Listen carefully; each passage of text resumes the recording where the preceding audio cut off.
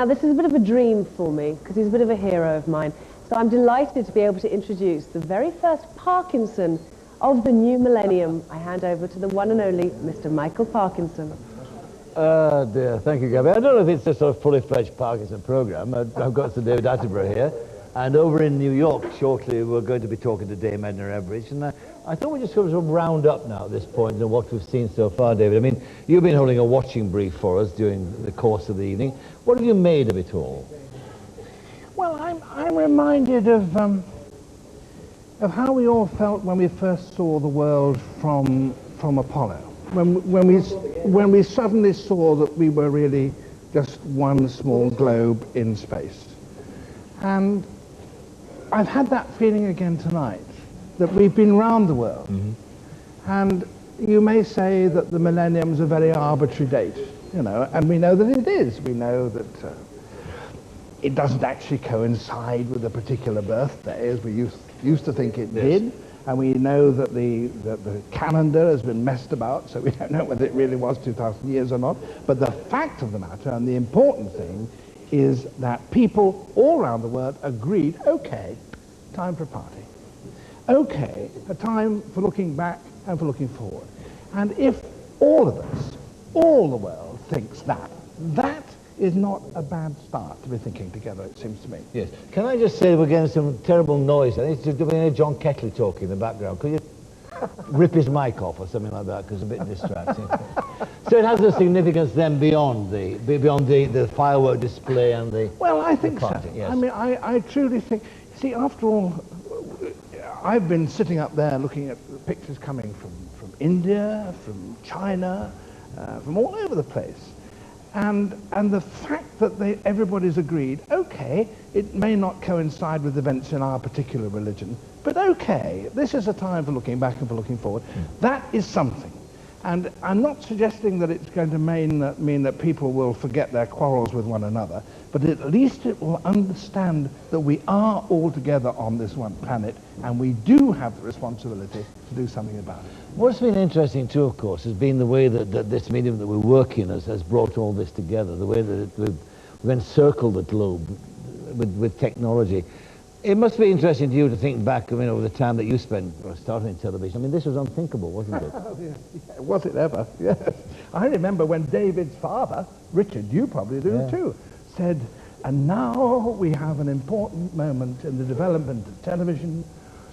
Within the next 10 minutes, 15 minutes, if we're lucky, we may get pictures from Calais. Yeah, that was about the limit of it, about 50 miles, It was. Something like that. It was. That was the big thing. Down, and if you remember the satellite, it just went over, and you could only get a short period when you could see both sides. Yes. Yeah. So from that point of view, I mean, this kind of wonderful technology, the advance has been to the common good. Oh, I don't have any doubt about that. Yes. And the interesting thing, of course, is that what we have seen tonight couldn't have happened even 10 years ago. No. It's simply impossible. Yes. Talking about the advances in technology, I mean, what difference have they made to you and the job that you particularly do, filming natural wildlife? Has it made your job easier? Has it made it more difficult? Oh, yeah. Certainly it's made it easier. I mean, no, it hasn't made it easier, but it's meant that it is possible to do things that we never dreamed were possible. We didn't believe ever that we'd be able to see in the dark. At least not in my lifetime, I didn't think. And yet here we have cameras which can really see absolutely in pitch blackness. And we didn't really think that we could ever see inside, let us say, a mole tunnel. Yeah. And now we've got little cameras, as you know, the size of your little finger that you can put in there. Yeah. And so you can see all kinds of new things which you've never thought you'd see before. And looking back on that long career you've had doing the job you're doing, do you think you've actually made any difference? Do you think you've had a significant effect upon that which you love? Well, I think television has. I truly think that there has been an awareness, undoubtedly, an awareness of the importance of environmental problems, yes. Which wasn't there 40 years ago. Yes. It certainly wasn't. And the fact that we have now, most governments have to have a minister who says, yes, my responsibility is the environment. It's very important. And that in democracies, people say, we want to know what people are doing about that. Now, There's a long way to go, but it's a step. Now, why have people thought of that? Well, I truly think that seeing the natural world on television has led quite a lot of people to realize how important it is. What is it about the natural world, though? What is the fascination? These programs are not only informative, they're hugely, hugely popular. Yeah, because I think, well, I can think a lot of, as it were, negative reasons. That is to say, they aren't trying to sell you anything, and they aren't trying to win your vote. They are always true in a really profound way, and people recognize that, and people know that what they are seeing there is something which they share with organisms which are not human, and yet which are part of them. Yes. You know? And I think the natural world now, well, look what it's done to ecotourism, you see. Why do people want to go to Kenya to look at these things? Because they know there's something rather powerful, and that there's something rather true about them, something rather important. And it's to that degree those kind of elements which they see in film of animals when they see it on television. Given that, I mean, we've seen one or two tonight of what I'm going to talk about, moments on television. I mean, television is about moments, isn't it? I mean, we've had one or two today. What would be, looking back again on your career, those moments you'd select by saying, yes, that was just remarkable, I shall remember that forever when I've forgotten the rest of it? Well, as a matter of fact, you know, that thing of Richard Dimpleby's going to Calais was very, very remarkable, yes. Because we suddenly saw, see, we had a rather proprietorial view here in this country, because after all, we invented television, and we put on the first national public service of television in the world, so we kind of felt we knew about it, and we did. And others came on later. The Americans came on, you know, a bit late during the war. They don't really actually realize that we did it first. But anyway, we did it first, and you suddenly saw that it was going to be worldwide when Richard introduced Calais. And you suddenly thought, my golly, we're going to see how Frenchmen live, you know, normal Frenchmen live. And seeing how other ordinary people live is very important, and seeing how they celebrate is one way towards that. This is what we've seen a lot of tonight. We have. One of the miracles of this medium we're in is that we can actually cross now live to New York, where a great treat awaits us, because we have actually there, we can see enthroned in the BBC penthouse, specially rented for such a personage. A miracle incarnate. A miracle. I mean, actually, you should do some research on this species we see before us. It's a Dame Edna Everett. Dame Edna, good evening. Hello, Michael, and hello, David. Good day. You know, David, I could listen to you all night, and I almost feel I have. This is my luxury penthouse overlooking Times Circus in New York. Times Circus. And I want to ask you something, Michael. Yes. Why aren't you Lord Parkinson of Bray? I thought that you... I'm gravely disappointed, and I'm so choked I can't speak. Thank you. You should do a Sean Connery. You should throw a little bit of a tizzy. Stamp your foot. The Queen's an old softy, you know. And what about Liz Taylor? I was thrilled about her. Yes. She's been jealous of me for years, Michael and David. But now she's a dame for her services to jewellery. And think of all her wonderful films. Well, I can think of some, perhaps. And then there's Lord Burt. Has he looked into your studio yet? We haven't Lord seen Burt of Shepherd's Bush? David, could I ask you a question? You're over in America. You've taken Broadway by storm, of course. I have. It's wonderful. And well-deserved, very well-deserved. But may I ask you, have you got family in America? Well, I don't. Well, my son Kenny is designing my clothes here. Yes.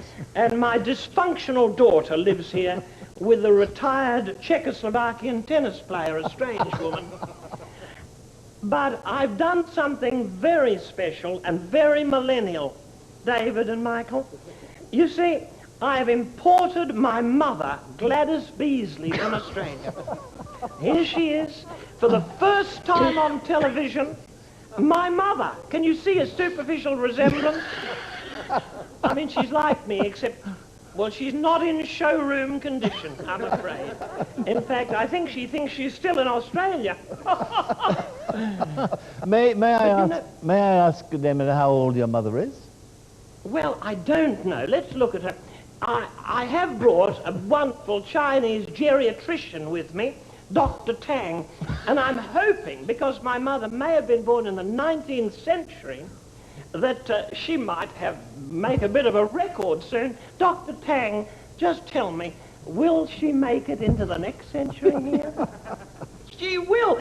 My mother will soon be straddling 3 centuries. That is absolutely... I thought her straddling days were over, too.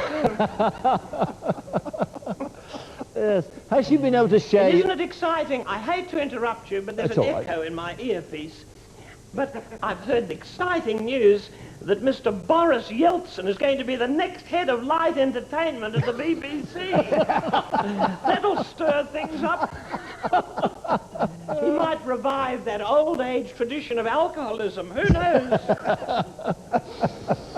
No, we're all in a reflective mood here. Of course, Dame Edna, is she all right? Yes. Your mum, a moment of tenderness, that's all. A moment of tenderness. How did she manage in such a frail state to travel to America? Well, first of all, she didn't know she was leaving the facility. She's in a maximum security twilight home. But I had holes in her box, so it was very comfortable, really. Now, since we're in this mood to sort of look back and forward, I'd like to get from you, as an icon of the 20th century, your own view of some of the great people, the great names, your great heroes or heroines of the 20th century. Well, I would have thought Mrs. Thatcher or Baroness Thatcher, Doris Day, Germaine Greer, Boadicea, Eleanor Roosevelt, Gertrude Stein, Joan of Arc. That's just the ones that spring to mind. Joan Bakewell. And of course, me. Of course you, yes. Of course you. What falsely modest woman I'd be if I didn't mention myself, Michael. Well, what about people to watch then in the 21st century? Who would you recommend that we keep an eye on? Well, I'm not sure of the young people's icons. I'm not sure that Madonna belongs in the 21st century. She's a little bit, I won't use the word passé, it's cruel. But I mean, perhaps Esther Ranson, do you think? Ah, that's interesting. Or Claire Rayner. I've always watched her with tremendous interest. What has life taught you about happiness and contentment, Dame Edna? Well, I've learnt a few lessons along the road, and this will interest you too, David. Are you still there, David? I certainly am, hanging on your every I word. haven't heard a word from you. No, well, I'm naturally modest and quiet. You're adorable, and the animals think so too. I know some animals who prefer you to Rolf Harris. Not true. Not many. No, not no. many. But, you know, one of the mistakes I've made has been that I've devoted too much time to my family and not enough to myself. Yes. Yeah. And I think life is an experience of creative selfishness. I'm going to devote the next century to me. And that way I'll be able to help others more, I think. I bring a lot of joy into the world, and you do too. There are women out there still adoring you, Lord Parkinson, as I call you. Women who like a man who looks as though he sleeps face down on a chenille bedspread.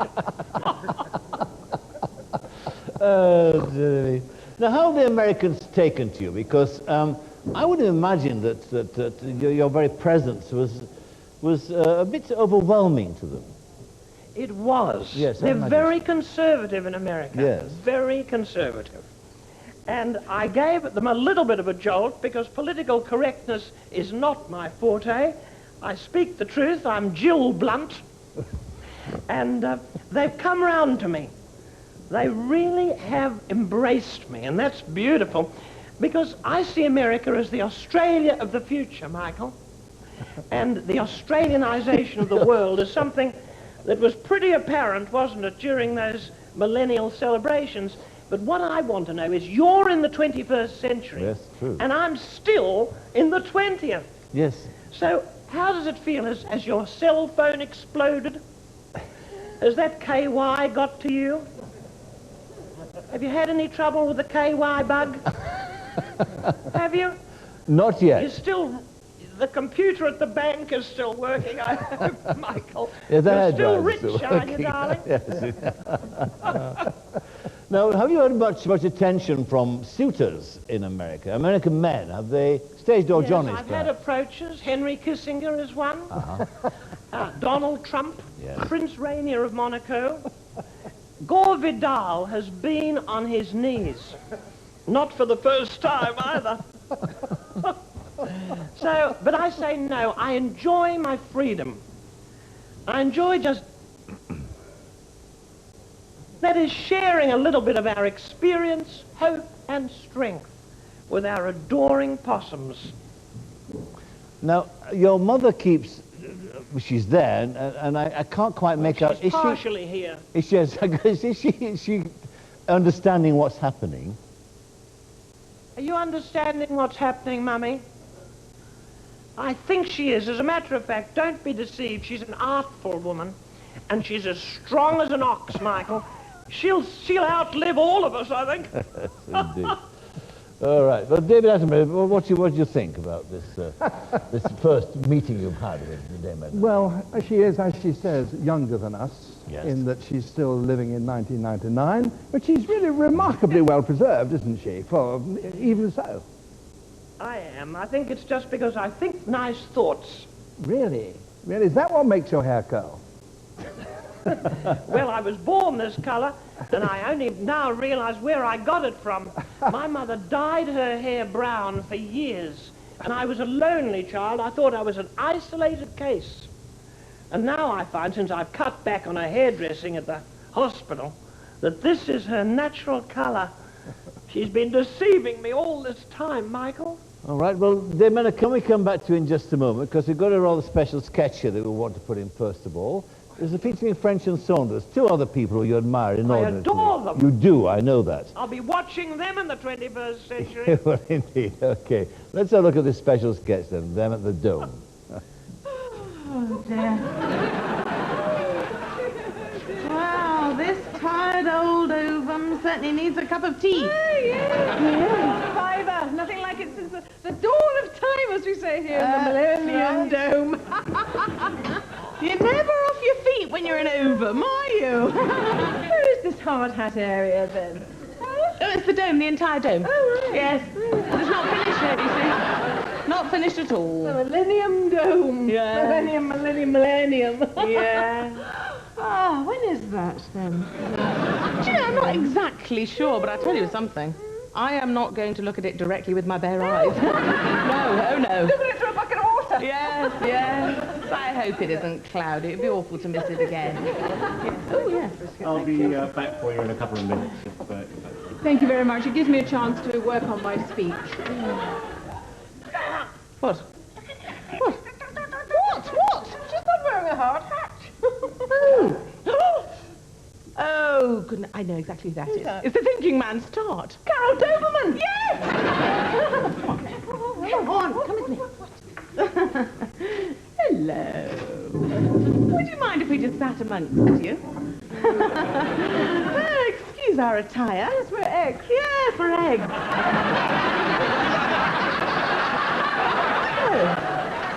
So, could you put us right? Are you who you think you are? Would I be right in saying you're a tart? Dear. Yeah, come on, Jean. Come on, don't be shy. Am I warm with tart? Joan Tart. Yeah, Joan Tart. Bakewell. My name is Joan Bakewell. Oh, none the wiser. Oh, yeah. That's you. That's definitely you. Yeah. Are you here for the Millennium Dome? Yes, I'm making a speech. Oh, she's the one. She's the speech. She's She the was one. Becky Forehead. Let me test you on that. No. Oh, right. Yeah. Well, Jean, what actually are your key moments of the millennium? Yes, because we've got ours. We've got a list, haven't Yes, we? we have. We've made a list. All right. If I tell you, will you let me get on? Oh, we've got it back in the womb in a couple of minutes. Come on. Hurry up. Right, well, my chief moments of the millennium are Magna Carta, the Reformation, the Renaissance. Oh, we'll do our list. Let's do our list, yes, it's much quicker. We started at the beginning of time, 200 years ago, with the Big Bang, stroke God. Yes. And then ice, walking with dinosaurs. Yes. Oh, I miss them so much, don't you? Cleopatra. Yes. Of course. I, Claudius, Ben-Hur. Yes. Now, didn't Jesus come around the time of Ben-Hur? I don't know. Was he before Henry VIII? I am, Henry VIII, I am. His 9 lives. Yes. The Randy Beggar. Yes, and that led us straight to, of course, the lovely bonnets and Mr. Darcy. Jane Austen. Yes. And then we went on to the Shakespearean period, didn't we? I these Yes. Food, glorious food, Mr. Bumble. Yes. That was the Dickensian period. Yes, that's still on in the West End. Is It's it? lasted, hasn't it? Yes, and we went straight to the Forsyte saga. Edward and Mrs. Simpson. Caprice, Teletubbies. Robbie Williams. How to be a millionaire. And there we are, bang up to Dave G. You know, that is a very concise chronicle as far as it goes, but perhaps I could make a comment or two? Yes. I mean, the Big Bang happened millions of years ago, not 200 years. By whose watch? and, you know, I'm surprised you've missed one of the most important and significant influences on popular culture today. Oh. I mean, for lyricism, for its combination of music, movement, symbolism, I refer to the phenomenon known as steps. My boot-scooting baby is driving me crazy. My obsession for a western, my dance floor date, my rodeo, my cowboy guy from head to toe. Gonna make you mine, gonna get in line. 5, 6, 7, 8. Well, let's cross to Dame Edna Everage and see what she'd made of all that. 3 of your icons there, Dame Edna. Oh, weren't they gorgeous? What joy they bring to us all. There is a little underlying current of anxiety about this festival, don't you think? The hysteria. I'm looking out of my window now. This is my own penthouse, viewers, in case you've just tuned in, and it's Dame Edna talking to Michael Parkinson and David Attenborough. And down here in Times Circus, they've got 1,000 portable toilets. 1,000 portable toilets. But there is, of course, if people want to wash their hands, they're there. But unfortunately, there are some people crammed in there so tightly, they have to wash their hands under their anoraks, many of them, sadly. I can see some of them doing it. All right. Well, Dame Edna, thank you very much indeed for joining very us. Uncomfortable down there. I'm sorry? I was just thanking you for joining us. It's been a pleasure. We have to move on. As midnight moves towards you, we move more distantly away from you. I know, but thanks for letting me know it's safe to move in to the 21st century. Dame Edna Everage, thank you very much indeed. Thank you for having me. And a very happy new year when it arrives in America. There we are. Okay, so what about yourself then, David? I mean, what's in the future for you? Will you continue to go on making... Yeah, well, I'm dead lucky, aren't I? I mean, I have such privileged time going around seeing these things. What would I want to do other than that, as long as people would want me to go on doing it? So, yes, I'm having a great time. Oh, there's a new series planned, is there? Yes, I was writing that early this morning. Oh, right. Well, yes, I was. Yeah. All right, well, David, thank you very much indeed for joining us and talking to us. And our thanks again to Dame Edna across the pond in New York. All right, we're going to Fred Macaulay, I think, now, aren't we? Is Fred ready? Then if Fred's ready, then let's go to Fred Macaulay.